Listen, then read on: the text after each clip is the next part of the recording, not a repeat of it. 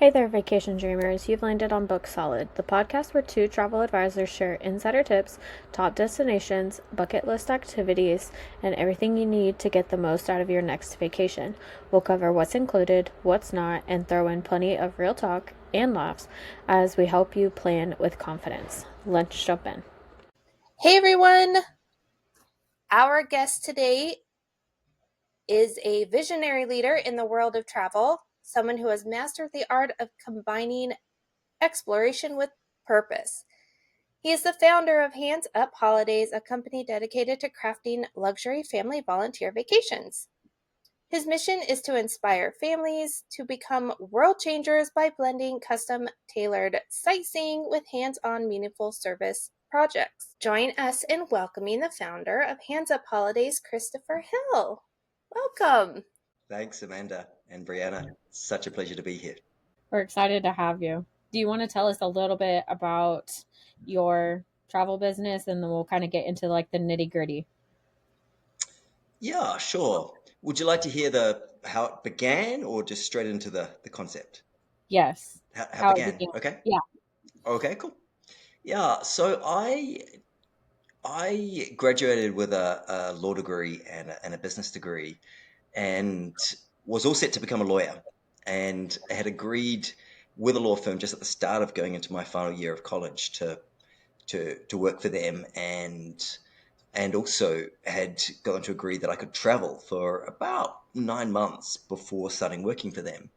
And and then in the course of my final year of college, I won a scholarship from a British investment bank and ended up in the course of my travels uh, interviewing with them and getting a job with them in London. And so I spent the next 6 years working in finance in London. And in 2002, so my sixth year there, I took a trip to South Africa. And on that trip, in addition to going on safari and exploring the wonders of Cape Town and the garden route and all that they had to offer, I also helped to build a house for a family in one of the townships just outside of Cape Town. And this just enriched the whole travel experience for me in two main ways. One, in contrast to all that travel I'd done leading up to that, say in that 9 months, 6 years prior, in this house splitting experience, I actually got to engage with the local people and hear their stories and gain insights into their lives. And and then secondly, it just felt great to actually make an impact and make a difference in the life of the family that we were helping alongside to build with. And so I got thinking, well, I've learned some good business skills. Why don't I put it into something I find a bit more meaningful and fulfilling and make it easy for others to have similar experiences to what I just had? And so that was really the genesis for what became 3 years later, in 2006, we launched with Hands Up Holidays, which is really this uh, a combination of luxury with giving back with vacation time, in essence. Very cool. The concept is very interesting and something that I know I haven't heard of before. Tell us a little bit more about how Hands Up Holidays works and I guess what you guys do. Yeah, sure. Well, I'll sort of maybe walk you through the process of a client inquiry. So, let's say, for example, that a potential client, hears this podcast and think, oh, let's check out Hands Up Holidays. So they go to our site and assuming they get sufficiently interested in what they see, they might click on uh, one of the strategically located plan my trip buttons, and that'll take them to a page which is really an information gathering page and mostly a sort of tick the box exercise. So potential clients can select destinations of interest, they can select time of year, they can choose from the various ways to help, which could be like I did, building a house, or it could be wildlife conservation, it could be repair and renovation work, it could be being a reading partner, those are the main ways. But then if people have specific skills like medical skills, then we love to use those as well. And then also select the types of things that they like to do in their leisure time. So this, could be anything. It could be um, sampling street food, or it could be museums, or whitewater rafting, or zip lining, or chocolate making, whatever the case may be. People will, tick the various options that are of interest, and then every one of those inquiries actually comes through to me. I handle every inquiry personally, and and so I'll take a look, and the client or the potential client might have selected a few destinations. So then I'll see which of those destinations will be the best fit in terms of the other things I've mentioned in terms of destination, like time of or destination, but also time of year, and the activities and ways to help that they've selected, and then get either jump on a phone call or do a sort of email exchange with the potential client, just to say, what XYZ might be the best fit for you. What do you think? And if they like it, then we can prepare a sample itinerary, and that could look like, I don't know. Let's pick. Oh, you pick a destination, and we'll see if we offer it on. Well, let's say it's Costa Rica. That they say they want to go, and they'd like to do some wildlife conservation work. Helping at a center that helps with rescued and then to rehabilitate monkeys and parrots.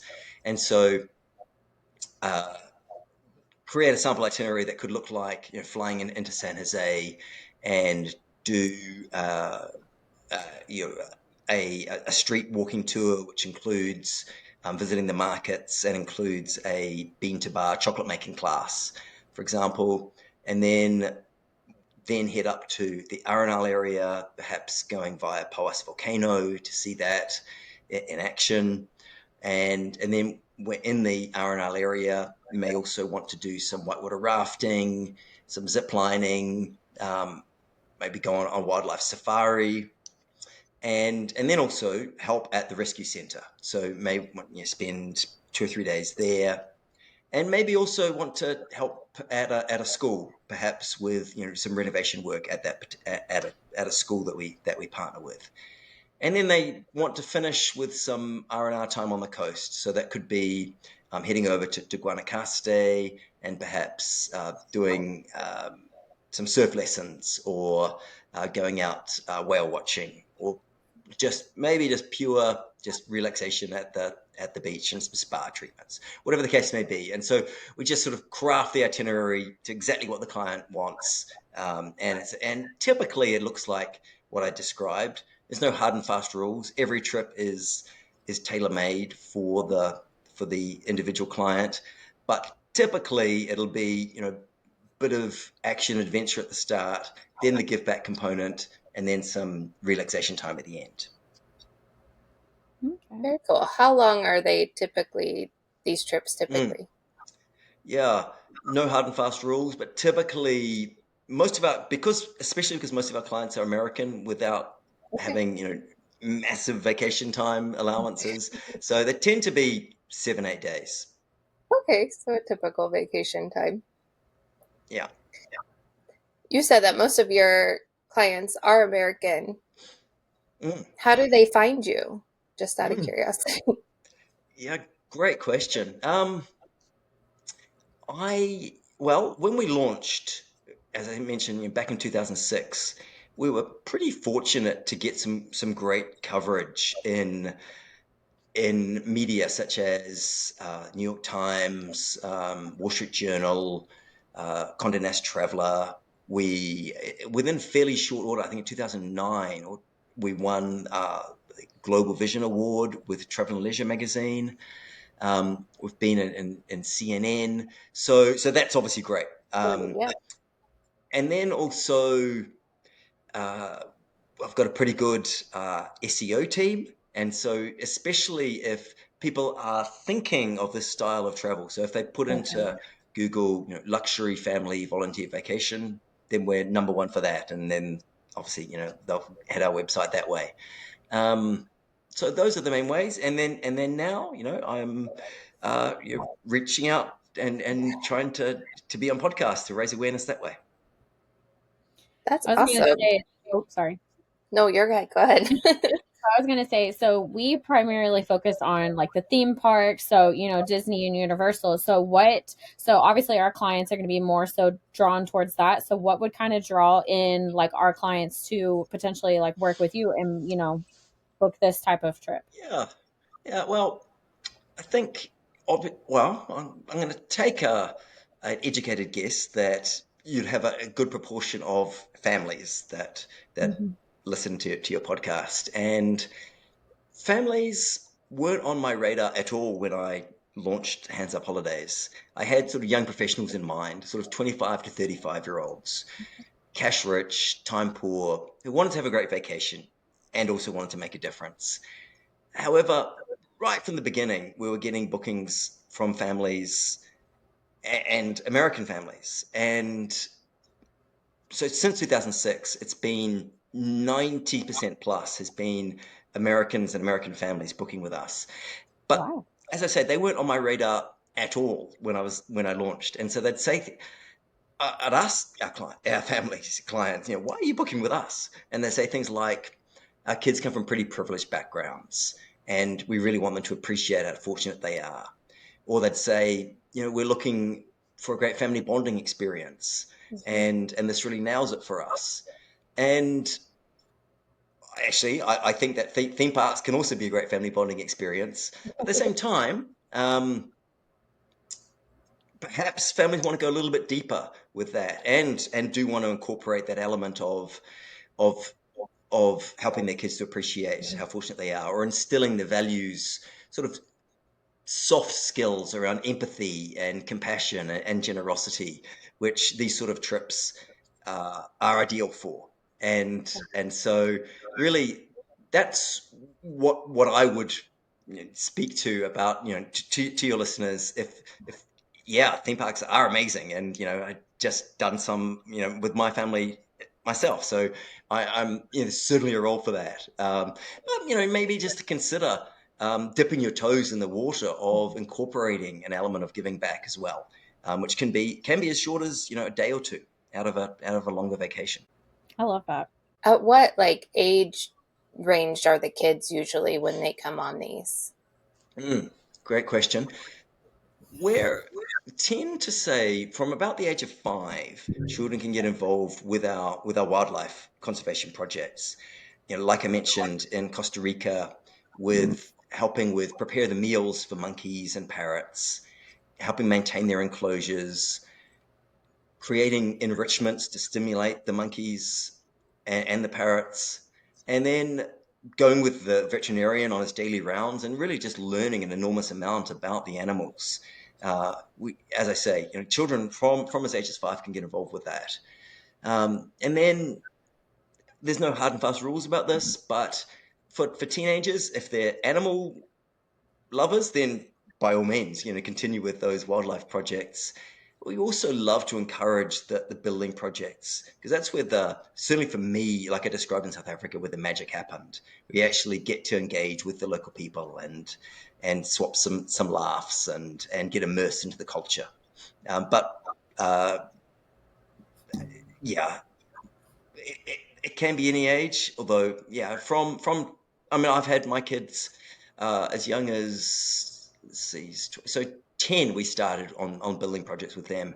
For instance, we took them to Bali, and they got involved with building a disabled accessible bathroom for a paraplegic, and their contributions for that was drawing water from the well, and and then taking that water over to where the cement was being mixed by hand, and getting actually involved with mixing of the cement, and then carrying that cement over to in wheelbarrows to where the experts were doing the tricky parts.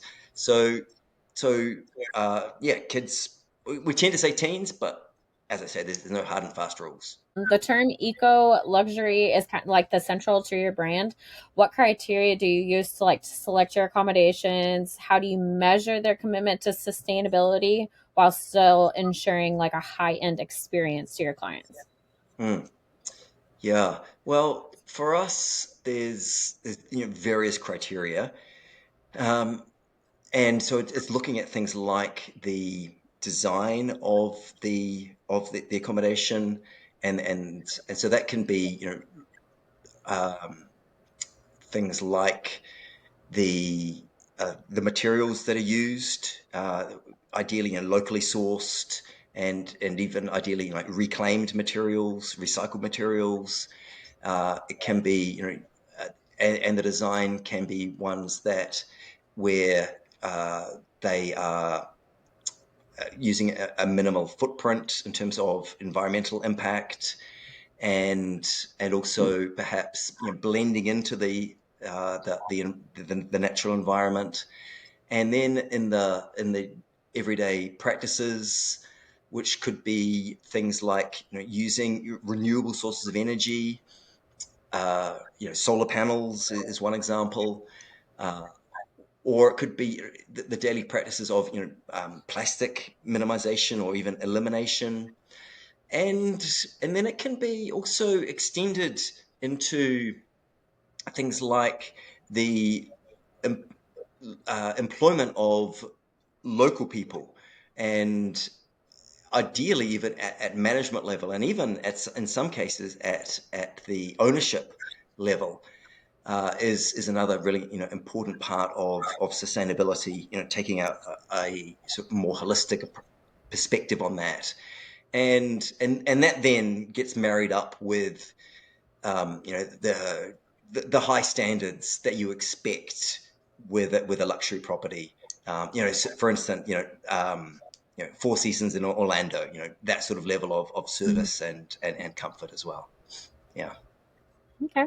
From your talk, these are private, like vacation with each family is their own, or is it like a group? Yeah, each trip is unique, and so the itinerary is crafted for that particular family. Okay. However, we do certainly get situations where groups of families choose to want to travel together, and that's Mhm. a great pleasure to do. But we don't group families together unless they ask us to. Gotcha. And so are you, I mean, is it just kind of like a rolling where you guys are busy like all the time? I'm just trying to like wrap my head around it with these Mm, Because it like works vacations and how they look differently and yeah, because it works differently than like how we, yeah. approach our business. uh-huh. Yeah, it is to a fair extent seasonal, and we certainly Okay. can and do trips throughout the year. But busy periods are July, August time, the summer Yeah. holidays, and then the holiday season are our peak seasons. Big season. When Okay. people tend to take their vacations. Yeah. How far out do families usually book the vacations with you? Like, is it something just a couple months away, or are we talking like a year's worth, or like how far can you book out? Mm. Yeah. The biggest factor in booking requirements is availability of accommodation, and particularly at that eco luxury end of accommodation. There are finite numbers of beds, and so it depends on the location. And like we said, the busy periods, like the holiday season, trying to book, um, the Four Seasons in Costa Rica for late December. Trying to do that now is not feasible. So you would need to book about a year in advance, ideally. But more typically, if clients are looking at or you have some flexibility, or are traveling early December or August, or even shoulder low season, then uh, you know even a couple of weeks is generally enough notice for us. Most typically, it's sort of 3 to 6 months is the booking period. Where is your favorite destination to go and do these trips with? Mm. Well, I've mentioned a couple, Costa Rica and and well, I mentioned a few, South Africa and Bali. So another one is Belize, and I love that because of all the variety of things you can do on vacation, from exploring the Mayan ruins to some great zip lining to the Belize Barrier Reef and the diving and snorkeling opportunities, as well as kayaking, and exploring the islands as well. And then I love our project that we offer there. Our main one is installing eco-friendly stoves in village homes. And these the beauty of these stoves is sort of threefold, really, or fourfold. One, they replace the open flames that you get in traditional huts, and especially with young kids running around, they're at risk of getting burnt from those open flames. And so, by having a enclosed stove, you eliminate those burns. And by having a chimney to expel the smoke, then respiratory problems are dramatically reduced, such as asthma. And then thirdly, it's these stoves are much more fuel efficient, and so from an environmental perspective, they're a win as well. And then fourthly, the reason I love them is that they can be completed in just 2 or 3 days, so that right from the big, you can right from start to finish with expert help. Still, you can get that completed and get a lot of cultural immersion as well. So yeah, Belize is another favorite destination. I want to do a follow-up question. Is there any place that you haven't been that you want to travel to? Or have you kind of just been everywhere at this point? Well, no, I haven't been everywhere, and it's a great question. As I mentioned, had arranged with that law firm to travel for 9 months. My thinking at the time was travel for that time and then get travel out of my system, and and then settle down and become a lawyer and blah blah blah. But really, I realized that the more you travel, the more there is to travel. So yeah, there are places I'd love to go to. They are admittedly at the more sort of obscure end of things, like Oman. I really would want to visit. Um, where I was less obscure, but I haven't yet been to, is Dominican Republic. Would love to go there.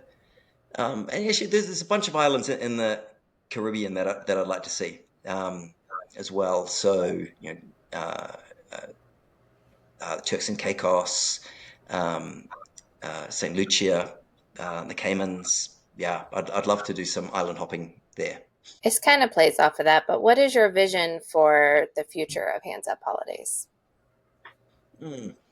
It's really, I think, to for us to, if not, well, be mainstream, at least be in people's consciousness that this is an option, um, and that you can travel positively, and that travel can be something that actually makes a difference, and that you can benefit from that, and make and be a benefit yourself in terms of making that difference.